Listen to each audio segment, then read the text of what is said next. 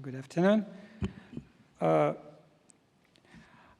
First, I have to, as many here, to thank organizers for inviting me here, especially inviting me from Russia in current situation. And I have to say that I'm not from academy. I'm a head of NGO-based small think tank dealing with ultra-rights and nationalism and counter-extremism policy in Russia. And by Russian law, I'm sorry, I'm obliged to say that our organization is enlisted as foreign agent organization. What is worth discussing today regarding Russia? A lot has already been written about those who deny, justify, or downplay the Holocaust in Russia and how they do it, and nothing changed much in this sphere. Of course, we observe some quantitative changes in the manifestations of anti-Semitism. That might be a good place to start. I think it is also important to note that a more complex attitude towards the issue of Holocaust denial is emerging in Russian liberal circles. This has to do with Russian law enforcement practice. And finally, there are changes in the way of Holocaust theme has been instrumentalized last month for the needs of state propaganda, which is not in itself based on anti-Semitism. This part is most actual, but I can be brief here after Nikolai Kopusov and Mykola Borovik have spoken already. So let's start from, let's say, good news. I mean, developments in Russian alt-right movement.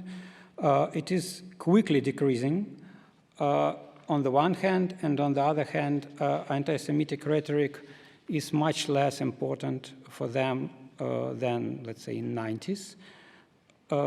So if we take most radical manifestations of anti-Semitism in Russia, they are quickly decreasing, and the numbers are really small. Let's say our center, which is doing monitoring, we counted 9 violent attacks for 5 years in 2012 and 16, and only 3 in the next 5 years. Acts of anti-Semitic vandalism are more frequent, but again, not really many. Over 30 in 5 years from 2012, and over 20 next 5 years. There were no serious attacks like arsons against objects related to Holocaust over all these years. If we turn to, let's say, less radical manifestations, to hate speech, to incitement to hatred, of course, it takes place in the country in a variety of forms, including against Jews, but it's very difficult to quantify its dynamics, since, in my opinion, we don't have adequate research available on the subject. We, our organization, had very small monitoring in social media and in reader comments sections on certain media outlets. And some anti-Semitism certainly showed up, but interestingly, it was found primarily not in social media groups, but in these comments on media outlets. So anti-Semitism is something more political, ideological than not on the personal level, like against many other ethnic others. So I would say that threat is seen as Jewry rather than individual Jews.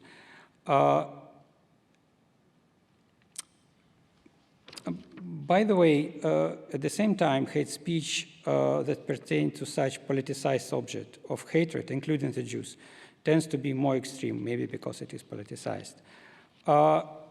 However, Jews are far from taking leading positions in this rating of antipathy. Dynamics of ethnic intolerance can be assessed through mass surveys, but it's much more difficult because they reflect some passive moods, which cannot be used to judge the dynamic of real hate propaganda. we may choose to base our estimations on the extent of sanctions levied for incitement to hatred. At the same time, we must bear in mind that the scale of these sanctions depends more maybe on the will of the state than on the actual level of hatred in the society, especially in countries like ours. Still, the relative breakdown by different touches of hatred could possibly reveal some real trends, although I realize that's just an assumption. So how widespread are sanctions for anti-Semitism? Last year, we could analyze about 180 verdicts for so-called extremist statements.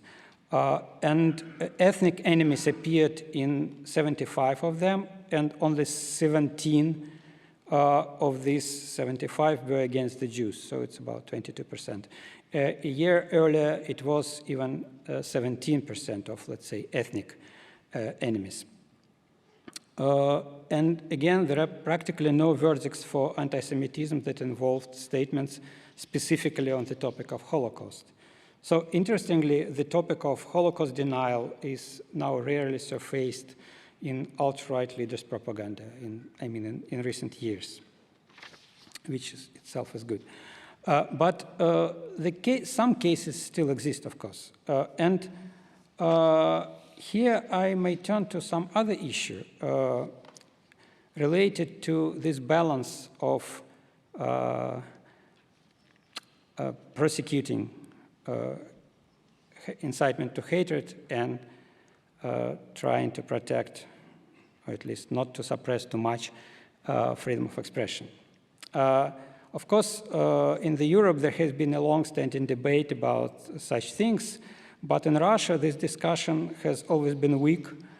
Meanwhile, criminalization of Holocaust denial has often been seen, and not just by neo-Nazis, as an example of excessive restriction of free speech.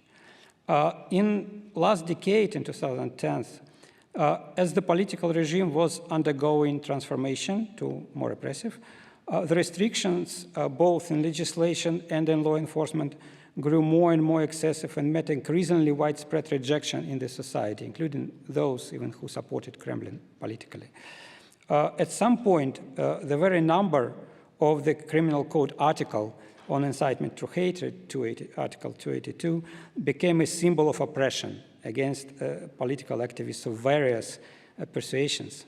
Of course, that could not bring up the issue of Holocaust denial, which was also qualified by the courts under the same article.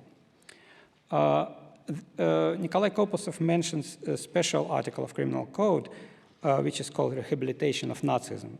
It includes Holocaust denial, but not only. It appeared in the code relatively late, in the end of 2013. And I would turn to the story of one activist, Roman Yushkov. In 2000s, he was in the region of Perm, it's in the north of Russia.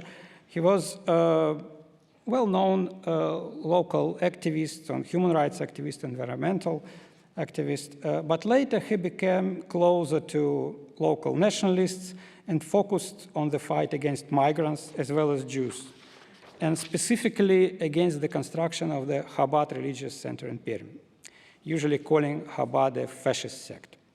The first criminal case against him was opened in 2013 for anti-migrant remarks. Since then, he faced 6 criminal cases, but defended himself very effectively, and at the moment, he has no sentences in effect against him, which is simply amazing by Russian standards. In particular, Yushkov was acquitted by a jury in 2018 under the aforementioned article on rehabilitation of Nazism. It's number 354.1, for the share in the article, which is titled "Jews Return Money to the Germans for the Fraud of Holocaust 6 Million Jews." No, the content of the article is obvious. Yushkov claimed that by sharing this article, he had only wanted to stimulate discussion. The most important thing, of course, was that he demanded a jury trial, which is possible in Russia under this article, but not under any other related to public speech. I don't know why. And our investigators and prosecutors, they are so spoiled by the almost complete absence of acquittals that they completely forgotten how really to prove something in the court. So the jury acquitted Yushkov by a majority of votes. And some observers viewed it primarily as a scandalous acquittal of anti-Semite, who he is, of course, while others saw it primarily as a rare victory over the repressive machine. And for example, human rights activist Andrei Kalich sees the entire story as manifestation of anti-Semitism, and he sharply criticized journalists and human rights activists in Perm for either being too passive towards Yushkov or not objecting the court decision, at all based on the freedom of speech considerations. Yushkov case is not the only one in which people of liberal views opposed criminal prosecution against alt-right activists, including for statements regarding the Holocaust. For example, one such case came into public view in the very beginning of last year. Vladimir Mattew, a lecturer of 2 St. Petersburg universities, delivered a Holocaust denial lecture at a webinar for teachers on preparing for Holocaust Remembrance Day. He was dismissed from both educational institutions, and the criminal case was opened by the same article. His dismissal did not cause any controversy, since Matveev also turned out to be a plagiarist, and in general his qualifications raised serious doubts. But the criminal charge against him was not universally met with approval. For example, historian Mikhail Edelstein spoke out sharply against it, and historian and journalist Le Flourier admonished, at the very least, not to imprison him and to express his fear that the next time someone would face legal responsibility for speaking on the cooperation of the medieval prince Alexander Nevsky with the Golden Horde. And these fears are not exaggeration. One historian already has been interrogated regarding his statements about Prince Alexander Nevsky. 20 years ago, and even to a greater extent 25 years ago, we would not have observed such an ambivalent reaction. But significant political changes took place since then, and most importantly, a sharp increase of the regime repressiveness, which to a very large extent has also affected ultra-right activists. So many people of liberal or even left-wing views began to sympathize them with a certain degree as victims of persecution, because sanctions against them were clearly excessive in some cases, and sometimes were not based on the law at all.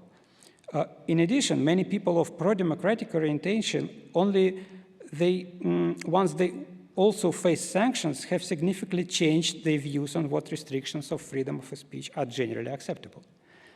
In the meantime, the drastically weakened alt-right have moderated their radicalism, the radicalism of their statements, and have been invoking human rights much more frequently, so they can occasionally be mistaken for part of democratic opposition. Possibly some of them really changed mind, but not many. This is often the case with the radical movement under pressure. The Russian opposition as a whole is weak, and so its various ideological sectors feel the need to be tolerant towards each other. This tolerance also spread outside the milieu of political activists per se.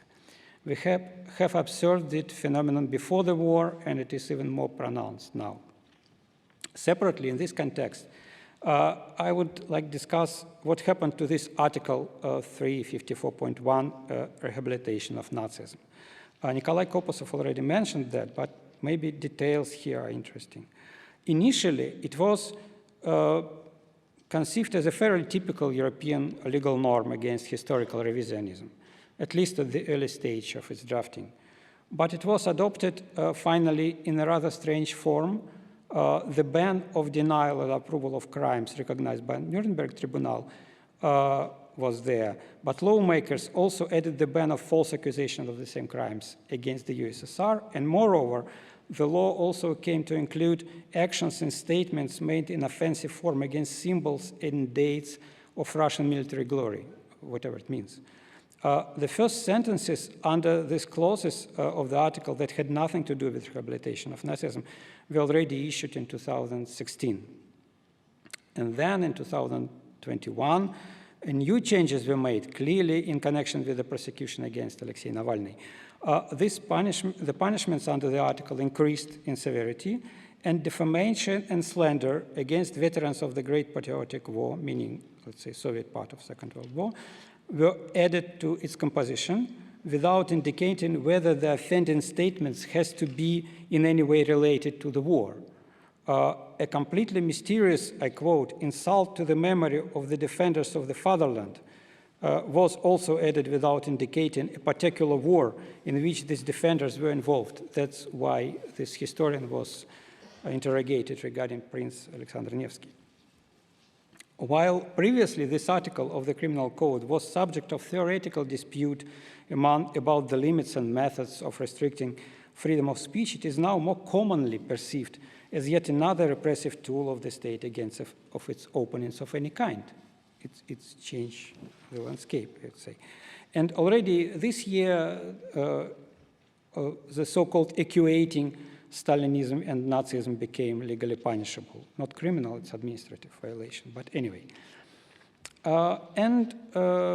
Finally, I turn to instrumentalization of the Holocaust in current situation.